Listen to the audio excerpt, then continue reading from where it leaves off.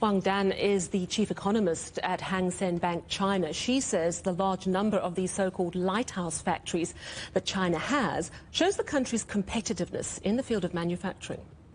China has long been investing heavily in its industrial sector. And we have seen that in emerging economies, especially along the line of new energy supply chain, new materials, astronautics and aeronautics, there were tremendous investment, not just from private sector, but also from the state sector. There were also heavy investments in the infrastructure. And that means in terms of logistics and the provision of industrial inputs, China has a natural advantage. And above that, there's also a focus on cultivating the talents that are catering those industries.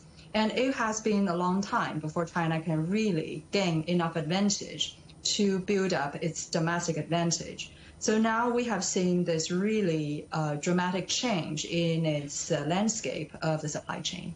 I wonder if you could drill down into some of the items that are produced by these lighthouse factories and where particularly China is shining. The one that naturally comes to people's mind is the auto industry. Along the auto industry, though, there's also the battery producers, the new materials providers, and the suppliers for those separate industry as well. And then we have the household appliances, in which China had long been a global leader. And aside from that, there are also the shipyards, the general manufacturers in the equipment or specialized equipment. So China has one of the biggest scale of its heavy industry in the world. And that basically has made sure that China has a good position in the global manufacturing. Yeah, so that leads on to the next question, really. What implications does this success for China have globally?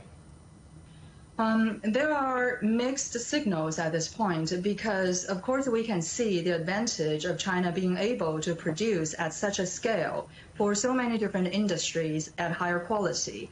But from the other country's perspective, it creates great competition for their domestic factories and emerging industries, especially for the green technology.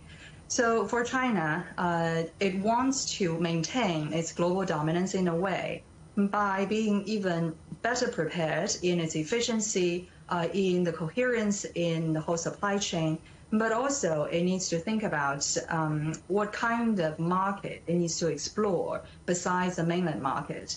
What are the challenges? What does China need to do to capitalize on the success without those barriers? The biggest challenge that China faces is to find a bigger market. Actually, the demand side is the main bottleneck, not on the supply side. The domestic market has been growing quite rapidly in the past 30 years.